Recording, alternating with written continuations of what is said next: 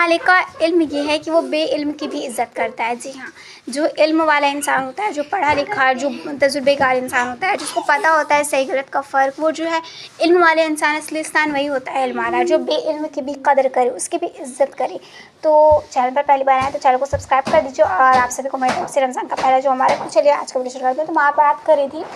इल्म वाले का इल्म ये है कि वो बेइल्म वाले की भी इज़्ज़त करे। अब मैं कहाँ के इल्म की बात करूँ, मैं आप लोगों को आगे भी बताती हूँ। गाइस, हम लोग में से कई सारे लोग जो हैं मतलब किसी तरीके से उनकी पढ़ाई छूट जाती है, या दीनी तालीम नहीं होती है उनके पास, या फिर जो है वो मतलब किसी भी तरीके से अगर कोई कम पढ़ा लिखा है और हम जो है बहुत पढ़े लिखे हैं, तो अक्सर हमें तकब्बुर आ जाता है ना। और जब हम उसके सामने जाते हैं तो हम उसको ऐसा फ़ील करवाते हैं ना, एम्बैरेस फ़ील करवाते हैं, जानबूझकर उससे इंग्लिश में बात करते हैं, जानबूझकर उसके सामने जो है अपने आप को इल्म वाला दिखाने के लिए, पढ़ा लिखा दिखाने के लिए, जानबूझकर, चाहे वो दीनी इल्म से कमज़ोर है या दुनियावी इल्म से, उसके सामने हम जानबूझकर ऐसी हरकतें करते हैं ना।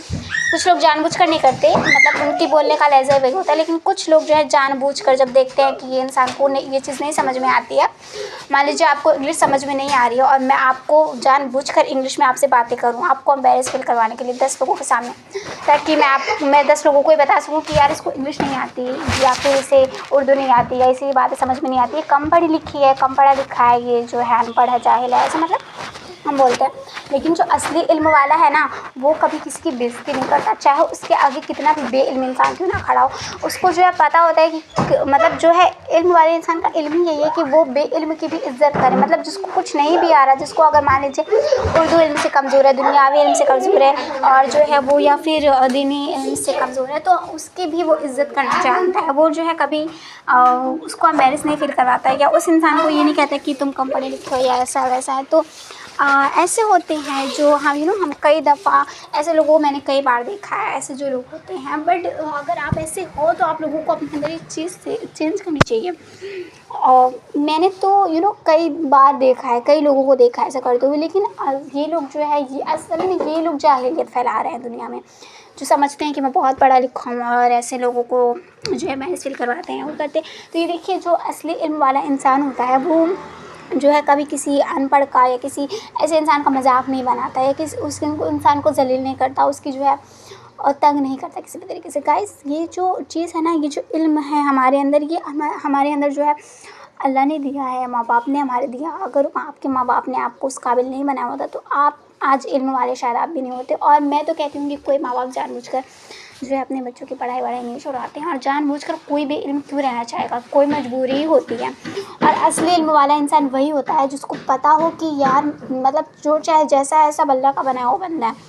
अगर वो कुछ गलत कर रहा है तो भी उसके काम आएगा, जो वो सही कर रहा है उसके काम आएगा। और इल्म के लिए तो अल्लाह पाक ने कभी नहीं कहा कि आप किसी के साथ गलत करो, भले ही वो दीनी इल्म क्यों ना हो। हाँ, मतलब आप उसे समझाने की निस्बत से समझा सकते हो, मतलब अगर आप उसको कुछ बताना चाहते हो तो आप उसे समझा कर बताओ ना कि ये चीज़ ऐसे होती है, या ये इंग्लिश का वर्ड सॉरी और थैंक्स वगैरह ऐसे बोला जाता है, अगर उसको नहीं आता तो। अब अगर आप उसे जलाने के लिए या उसे एम्बैरेस फ़ील करवाने के लिए ऐसा बोलोगे कि मतलब जानबूझकर 10 लोगों के सामने ये बताना चाहोगे कि यार ये अनपढ़ है, इसको ये सब समझ में नहीं आता है, ऐसा है वैसा है,